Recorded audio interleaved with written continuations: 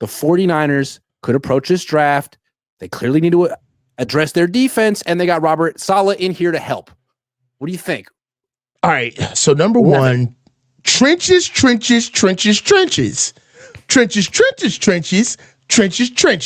All right. So they're going to take a wide receiver. Got it. Definitely. And a kicker and a running back on the third. So look, this is what I think the Niners should do. It's not only about draft picks, but it's about draft order. Okay? I think that the Niners, we are in a very good position right now when it comes to the draft because we pick 11, which means that we're right outside a run. And what I mean by a run is typically in a draft, there's about 2 to 3 great players that are the cream of the crop of every position skill. I mean, every skill position, right? And that's every position. So but if you get double, maybe 6 to 7 guys, that's what you would consider a deep draft, because once you follow down lower into the draft, it's not that much of a drop off. For me, this is a very light tackle draft. Okay, this is a very light quarterback draft. This is a very light receiver draft. Okay, all of which some teams ahead of us need. But whatever run goes into the first 10 picks, whatever multiple positions gets taken off of the board, that's what I would lean on to the other trenches positions to start picking. What does that mean? We have a light tackle draft, okay? So if we're looking at offensive tackles in this year's draft, right about now, you've got Kelvin Banks Jr., Will Campbell, and Ariante Irsay out of Minnesota. Outside of those top 3 guys, you kind of start dropping off into the second round, third round. If we have a run on tackles and we know that Kelvin Banks is gone, Will Campbell's gone, Ariota Irsay is gone, then we can really start looking at what are some other guys that we have at D tackle. Maybe we can pick up a Mason Graham out of Michigan or Walter Nolan, which I know is pretty much the hot name right now out of everybody, out of a camp, right? There's also some guys that we can go into is that if DTs and tackles are taken off early into the draft and we still get quarterbacks and some guys and receivers, then we can go to edge. We have an Abdul Carter that can sit there at 11 that I would be well with picking up there, all right? We can also put ourselves in a position where James Pierce Jr. at Tennessee, all right? He's not necessarily a home run hitter guy, but at 11, James Pierce Jr. out of Tennessee is perfect for me. I would not be mad at that pick. So right about now, if you're going to get a defensive tackle, what do you like about James Pierce Jr.? Twitchy, quick first step, yes. Explosive. Yes. Handy. One thing that I will tell you right there about James Pierce is that he's a big body, okay, as far as edge is concerned. He's 6'5", 243, all right? He's got strong hands, plays with a lot of bend, has a big motor, all right? His first rep looks like his last rep, all right? I love him. Now, for me, Mason Graham is supposed to be the one-of-one defensive tackle, but it's Walter Nolan for me all day. And if we were going to pick a defensive tackle at 11, I don't think that there's anybody outside of Walter Nolan that would actually be worth it at 11. So I would stick with Walter Nolan if we had to go defensive tackle at that high. I'm of the mindset to stay at 11 because we don't have that many high draft picks anymore on our team. Last year, and we really need to take advantage of being on this side of the draft because customarily we don't get to pick this high. So you might as well try your best to get a generational player that can give you some bang for the buck. So right now, that's how I would do it. I would juxtapose the runs of the 10 picks ahead of me and then try to get onto the other skill positions to be able to pick up the cream of the crop on those guys. Now, as far as center is concerned, I don't think that we should be picking up a center anywhere near the first 2 rounds of the draft. This year's center class is very weak, but there are some very good guys like a Drew Kendall out of Boston College. I wouldn't mind picking him up in the 3rd round with the pick that you let me know about is our compensatory pick in the 3rd round. So the main thing for me is get an elite guy at 1. If you get Will Banks, if you get Banks or Campbell at 11, that's a no-brainer. If you get Walter Nolan at 11, that's a no-brainer. If you get any one of the top edge rushers out of Abdul Carter, maybe a James Pierce, that's a no-brainer. But again, I also believe that there's other pass rushers that you can get later in the draft, like a Mike Green out of Marshall, like a Princely UMAN out of Ole Miss that was previously at Florida. So there's a lot of edges and defensive linemen in this draft. So that's the draft this year. That's the theme. It's D-line and edges. A lot of them. Lots. Yeah, I mean, if they'd like to get an offensive tackle, there's Kelvin Banks, Will Howard. I'm not sure that Will Howard will be there at 11. Kelvin Banks looks good. They could even play him at guard for a while, for a few years until Trent Williams is gone. Then there's Josh Simmons, who's interesting, although that just feels like a Trent Baalke pick. You tore your ACL. Yeah. You're going to miss all of training camp. Like, you're not going to go to the combine. Like, no, I don't think so. Because if Trent Baalke made that pick, you would just laugh and be like, again, you did it again. You can't do that again. Another hurt player. Yeah. Yeah, I feel like they're probably not going to take an offensive tackle this year, even though they haven't taken one in freaking years. They do need someone to replace Jalen Moore. They need a swing tackle. So maybe they draft one in like round 4 or round 6. They don't have a 5th round pick this year. But so I would agree they go D-line first. Look what the Rams did. The Rams drafted Kobe Turner and Byron Young 2 years ago. They drafted Jared Verse and Braden Fiskey last year. And now they have one of the best D-lines in the league, and they're all on rookie deals. The Niners got to be jealous of that, and they don't have anything like that because they've drafted Drake Jackson, Kalia Davis, and Robert Beal. So they got to get serious. And I think if everything were the same at the 11th pick, kind of like to take the D tackle because you need to have a 3-down D tackle who's good against the run and pass.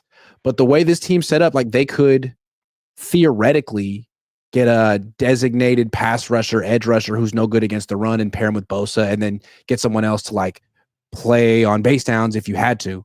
But if you had like your Jalen Carter or like your Chris Jones, it would really make Bosa a lot better and it would really improve the run defense. I just don't think that helps us. I'm tired of piecemealing together, but we need to be finding it whole players. We need to get a guy where you see all the tools that he has and develop them along the way. We didn't piecemeal together our offensive line. We lucked up and just kept getting first-round picks who needed a different change of scenery.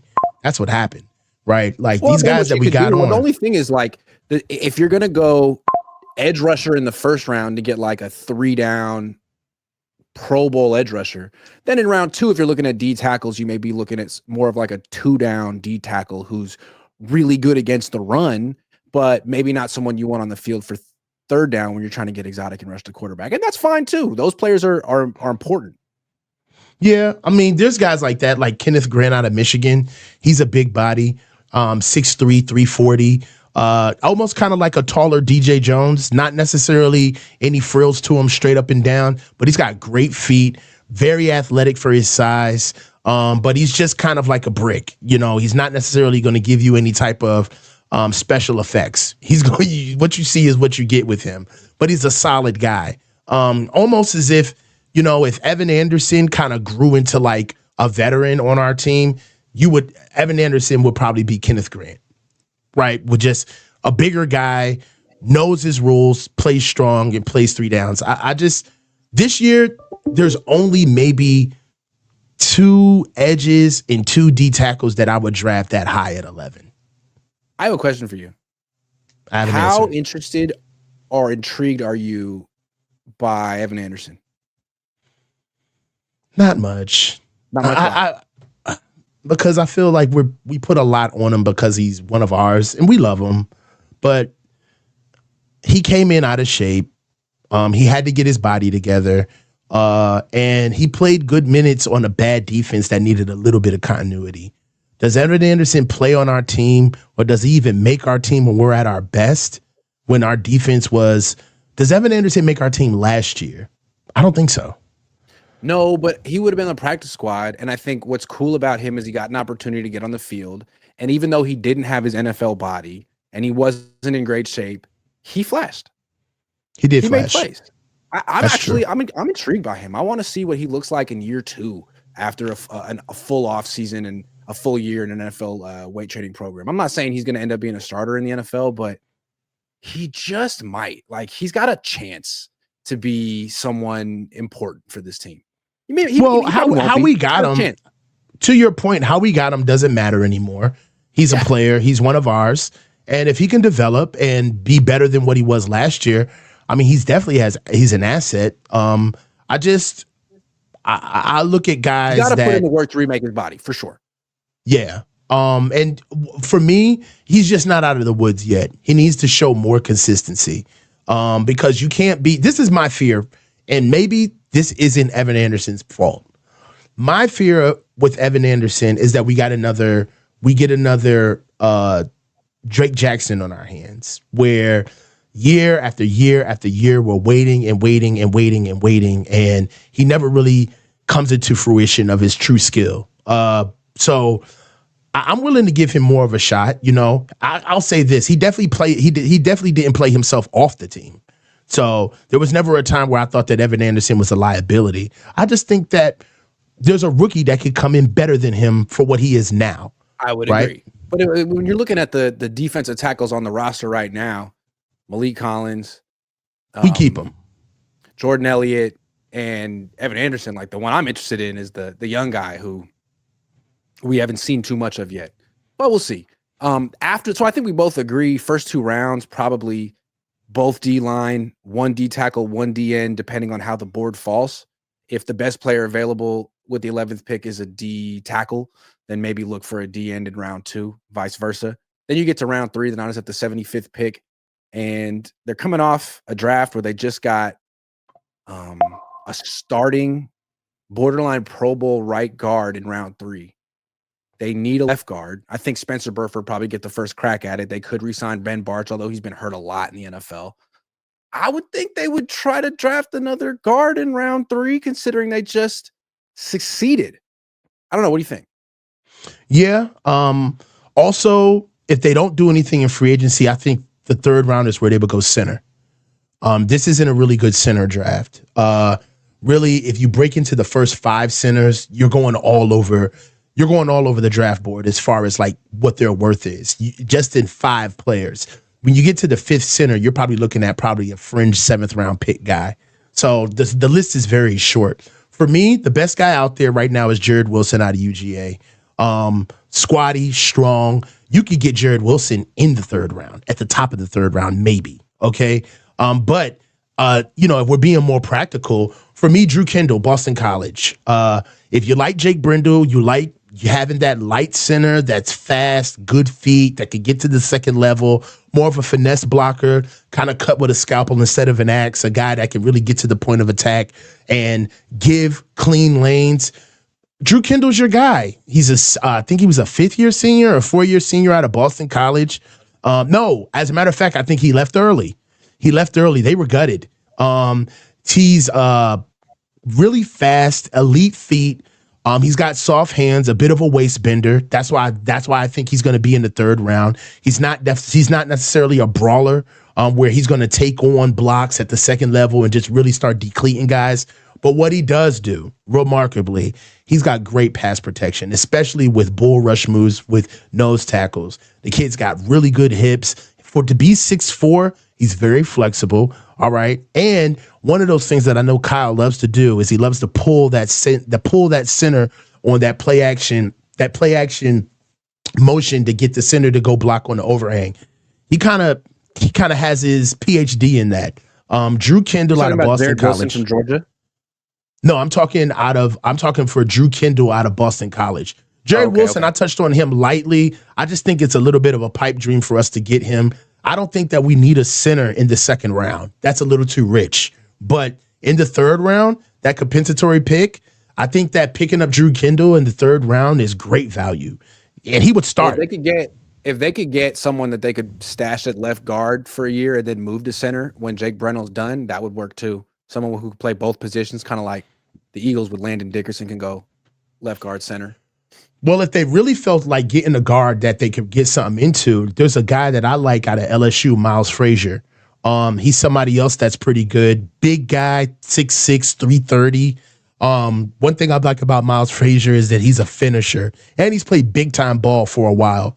That's somebody else that they can stick at left guard and kind of forget about him for a couple of years. There's a lot of good guards in this draft. Not so much center, not so much tackle. It's a big draft. It's a big guard draft. It's a big interior D-line draft. That's where the meat of the draft is this year. So just picking guards high, picking any type of guard high, I think would just kind of be wasting your money. One guy that I was through the moon about is not even being talked about right now as far as big-time guards, and that's Tate Ratledge, the other guard from Georgia, 6'6", 320, guy that's played a lot of years out there. But I think that Tate Ratledge is going to be a guy that's probably going to get picked up probably in like maybe third round. So there's a lot of guards, not that many centers, but D-line is where we should really kind of spend our money. Well, again, they need a left guard. I don't consider Spencer Burford a starting offensive lineman in the NFL. He's a good backup, but he'll probably get first crack to start there. They drafted a starting right guard last year in round 3. I would expect that they would look to draft a guard with one of their third round picks this year, maybe the first one, 75. I think they took Pooney with 80 something last year. So if the Niners really do go D-line, O-line, first 3 picks, that would be a very mature, sensible, sober draft for Kyle Shanahan. And then you get the last pick, the comp pick in round 3. What does he get to do to sort of offset all of that maturity and boringness? Get a running back. There you go. There it is. Get the draft a running back. Yeah. I mean, hell yeah. I just think all is not lost. We kind of got exactly what we needed last year. Was an O-line draft, and that's fine. We got a starter. I'm not complaining. Whatever. This year, it's a D-line draft. They didn't even draft D-line last year. They have to draft D-line this year. They've got to get the middle of the field back. They got to get that good DT. But this year is not a trade-up year at all. I would be disappointed if they traded up at all this Here's draft. The thing, though. Let's get serious, though. They can't draft a running back. They need a safety. Yeah. They need a linebacker. They need a safety. Yep. So, Kyle, we love you. You're losing Jordan Mason probably. Sorry, dude. Ask Bobby Turner to find a gem as an undrafted free agent because you need a freaking safety and you need another linebacker and you probably need another D lineman too. Mm-hmm. So, yep. But sorry, Kyle. This year, you got to be serious about this. Tons of safeties this year. Yeah. We can get a free safety in the draft. I mean, they drafted Various Moore in round 3 once upon a time. He wasn't good, but they've looked for those speedy free safeties in that spot before. Maybe they'll do better this time. Malachi Moore, man, Alabama. It's my dog. Get him in there. Senior. I would love to see him as a Niner, man. Malachi, he's a leader. I'm telling you, you want to talk about a guy who's a ball hawk and plays outside of himself. I'm telling you, Malachi Moore would be an amazing pickup. And that's like 4th round, 3rd round. Like, we can get Malachi Moore. We don't got to go 1st, 2nd round to get Malachi.